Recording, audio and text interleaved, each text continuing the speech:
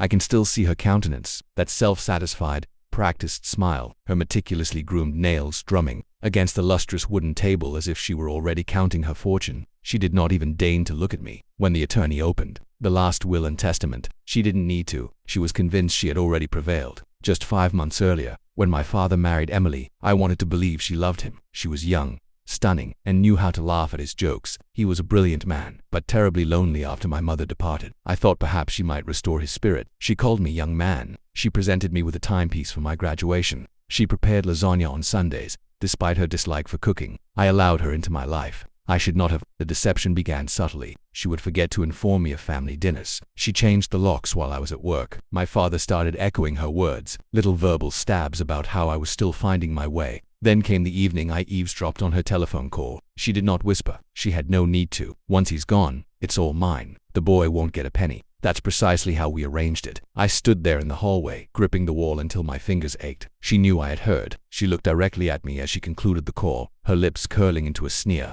Don't look so shocked, John.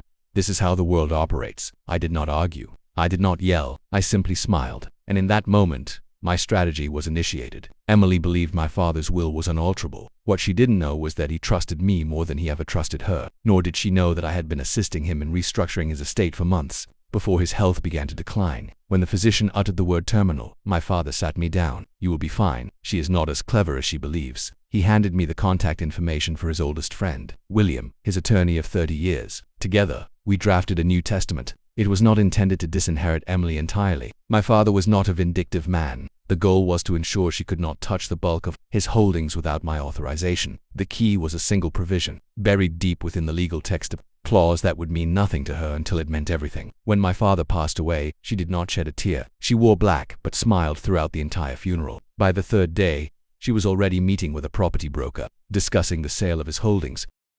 She even accosted me in the kitchen. Don't bother showing up for the will reading. You're not included. I looked at her directly. I will be there. She chortled as if I had just told the world's most comical joke. The reading of the will took place in a room smelling of leather and old paper. William sat at the head of the table, his spectacles perched low on his nose. Emily was at his right, draped in black silk, posturing as a queen awaiting her crown. The first part was predictable. Small bequests to charities, tokens for long-standing staff. Then William uttered my name. Emily's smile twitched. And to my son, John, I leave full controlling interest in the Winston Holdings Trust, including all associated accounts, assets, and properties, with the exception of, he paused, adjusting his glasses, the residence at Maplewood Manor, and a living stipend of $100,000 per annum, which I leave to my wife Emily. Her head whipped toward him. That's it, she snapped. William offered a slight smile. As per the clause in paragraph 14, any sale, lease, or transfer of trust assets requires the sole consent of your stepson. Without his written approval, you cannot liquidate or encumber any property within the trust.